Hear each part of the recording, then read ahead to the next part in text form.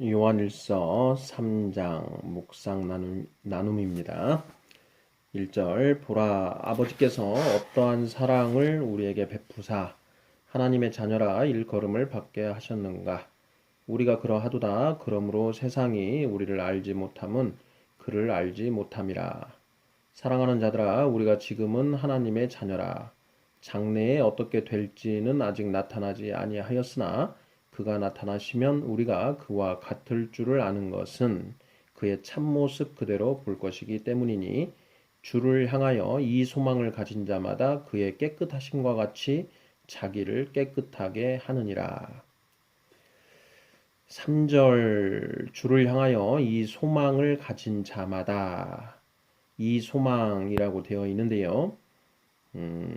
이 소망이라는 게 무엇을 말하는지 살펴보아야 하는데 바로 2절에 나오는 말씀이 되겠습니다. 그가 나타나시면 우리가 그와 같을 줄을 아는 것이라는 거죠. 그가 나타나실 때 예수님의 재림의 때에 우리가 예수님과 같을 줄, 같게 될 것을 소망하는 자라는 그런 의미가 되겠습니다. 이러한 소망을 가진 자는 그의 깨끗하심과 같이 자기를 깨끗하게 한다라는 것인데요. 예수님은 깨끗하십니다. 한 점 죄도 없고 흠도 없으신 분이시지요. 이러한 예수님과 같이 같을 줄을 소망하는 자는 자기를 깨끗하게 한다라는 것입니다. 자기를 깨끗하게 한다라는 것이 도대체 어떻게 하는 것인가? 그 부분을 이제 그 부분이 이어지겠습니다. 4절. 죄를 짓는 자마다 불법을 행하나니 죄는 불법이라. 그가 우리 죄를 없애려고 나타나신 것을 너희가 아나니 그에게는 죄가 없느니라. 그 안에 거하는 자마다 범죄하지 아니하나니 범죄하는 자마다 그를 보지도 못하였고 그를 알지도 못하였느니라. 7절 자녀들아 아무도 너희를 미혹하지 못하게 하라. 의를 행하는 자는 그의 의로우심과 같이 의롭고 죄를 짓는 자는 마귀에게 속하나니 마귀는 처음부터 범죄함이라. 하나님의 아들이 나타나신 것은 마귀의 일을 멸하려 하심이라. 9절 하나님께로부터 난 자마다 죄를 짓지 아니하나니 이는 하나님의 씨가 그의 속에 거함이요 그도 범죄하지 못하는 것은 하나님께로부터 났음이라. 이러므로 하나님의 자녀들과 마귀의 자녀들이 드러나나니 무릇 의를 행하지 아니하는 자나 또는 그 형제를 사랑하지 아니하는 자는 하나님께 속하지 아니하니라.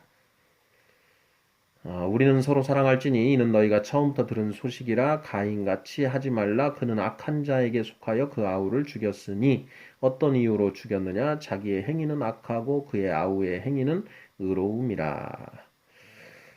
9절 말씀이 가장 논란이 많은 말씀입니다.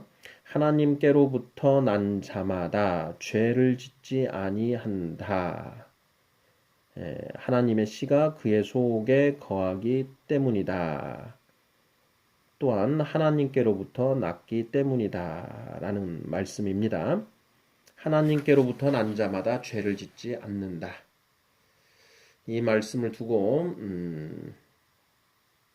논란이 많은 이유는 비록 우리가 거듭났지만 물과 성령으로 거듭났지만 성화되기 전까지 계속 죄를 짓는 것 때문에 이 말씀이 논란이 됩니다. 거듭났음에도 불구하고 성령이 우리 안에 계심에도 불구하고 우리가 여전히 죄를 짓는 우리들의 모습을 보면 이 말씀에 의하면 우리는 거듭나지 못한 것으로 해석될 수 있고 또 하나님의 씨가 우리 속에 거하지 못한다라는 것으로 해석이 되기 때문에 이 말씀이 논란이 되는 것 같습니다. 8절에서 죄를 짓는 자는 마귀에게 속하나니 마귀는 처음부터 범죄함이라 이렇게 되어 있고요. 그리고 10절에 하나님의 자녀들과 마귀의 자녀들이 드러난다는 것입니다. 의를 행하지 아니하는 자나 그 형제를 사랑하지 아니하는 자는 하나님의 자녀가 아니다. 하나님께 속하지 아니하니라는 것은 하나님의 자녀가 아니라는 말씀입니다. 과연 이 말씀을 어떻게 해석해야 하는가? 많은 논란이 있을 수 있는데요. 자, 우리가 거듭나서 어린아이의 단계를 거쳐서 장성한 자가 되어야 한다라는 이 성경 말씀의 맥락을 이해하면 이 말씀들을 상당히 해소할 수 있지 않을까 생각합니다. 비록 거듭났지만 아직 어린아이 단계에 머물러 있는 사람들은 그 시기와 분쟁을 하고 또한 세상의 풍조에 휩쓸려 요동칩니다. 하지만 장성한 자가 된 장성한 자는 더 이상 시기와 분쟁도 없고 세상 풍조에 요동칠 일도 없습니다. 아울러서 장성한 자는 죄를 지을 수 없습니다. 반면 어린아이 단계에 있는 자는 여전히 죄를 짓습니다. 그러니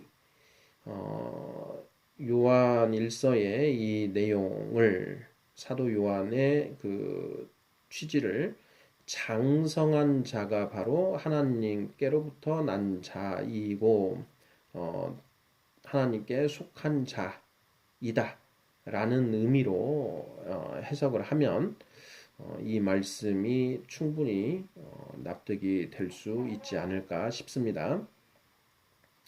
우리가 한 가지를 생각해 보면 성령님의 인도하심에 순종하는 자는 죄를 지을 수 있을까요? 없을까요? 성령님의 인도하심에 순종하는 자. 갈라디아서 5장 17절을 보면 육체의 소욕과 성령의 갈등 상태를 기록하고 있습니다. 갈라디아서 5장 17절 육체의 소욕은 성령을 거스르고 성령은 육체를 거스르나니 이 둘이 서로 대적하므로 너희가 원하는 것을 하지 못하게 하려 함이니라. 너희가 만일 성령의 인도하시는 바가 되면 율법 아래에 있지 아니하리라. 16절 내가 이르노니 너희는 성령을 따라 행하라. 그리하면 육체의 욕심을 이루지 아니하리라. 이렇게 말씀하고 계시는데요. 거듭난 자는 그 우리의 마음 안에 육체의 소욕과 성령이 모두 존재합니다. 육체의 소욕은 우리를 죄로 이끌고 성령님은 우리를 의로 이끄십니다. 우리가 어떤 상황에서 죄로 나아갈 것이냐 의로 나아갈 것이냐 하는 이제 갈등 상태가 야기되게 되는데요. 아직 성령의 인도하심에 순종하는 상태가 되지 못한 아이들은 육체의 소욕에 따라 나아가는 경우가 종종 있습니다. 반면 성령님의 인도하심에 온전히 순종하는 자가 된 자, 이른바 성화된 자, 장성한 자는 어떨까요? 그들은 성령님의 인도하시는 대순종으로 나아가기 때문에 죄를 범하지 않을 수밖에 없습니다. 자, 인간은 결코 완전해질 수 없습니다. 그래서 하나님이 우리에게 성령을 나누어 주신 것입니다. 성령님의 인도하심에 온전히 순종하는 자는 결코 죄를 지을 수 없습니다. 왜냐? 성령님은 우리를 죄로 인도하시지 않기 때문입니다. 물과 성령으로 거듭난 자는 마치 이중인격자와 같습니다. 비유하면 이중인격자와 같은데요. 우리 안에 사람의 영과 하나님의 영에 의해서 거듭난 영, 또는 하나님의 영, 성령님이 계셔서 때로는 사람의 영, 육체의 소욕에 따라서 행하고 또 때로는 성령님의 인도하심을 따라 행하곤 합니다. 그러니 성령님을 따라 행할 때에는 거룩하기 이를 데 없는데 육체의 소욕을 따라 행할 때에는 세상 사람들과 똑같은 모습인 것이지요. 우리 크리스찬을 성령받지 못한 세상 사람들은 참 감당하기 힘듭니다. 어쩔 때 보면 굉장히 거룩한데 어쩔 때 보면 자기들과 똑같다라는 것이죠.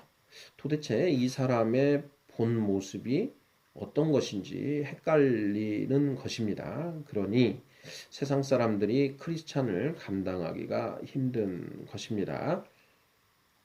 그래서 크리스찬은 비유하자면 이중인격자와 같다라는 것이고요. 반면에 거듭나지 못한 사람은 순전히 육체의 소욕에 따라 사니 일중인격자라고 할 수 있습니다. 성령님의 인도하심에 순종하는 존재가 된 장성한 자는 어떻겠습니까? 그들 또한 일중인격자라고 보아야 하겠습니다. 결국 거듭나지 못한 이 일중인격자의 상태에서 성령님을 받아 거듭난 우리는 이중인격자의 모습으로 살다가 성화됨으로써 다시 이제 온전히 성령님의 모습만 드러나는 일중인격자의 모습으로 나아가게 된다라는 것입니다. 그래서 3장 9절에서 하나님께로부터 난 자마다 죄를 짓지 아니한다라는 이 표현은 장성한 자, 성화된 자를 의미하는 그런 내용으로 보아야 하지 않은가 싶습니다. 13절 형제들아 세상이 너희를 미워하여도 이상히 여기지 말라. 우리는 형제를 사랑함으로 사망에서 옮겨 생명으로 들어간 줄 알거니와 사랑하지 아니하는 자는 사망에 머물러 있느니라. 그 형제를 미워하는 자마다 살인하는 자니 살인하는 자마다 영생이 그 속에 거하지 아니하는 것을 너희가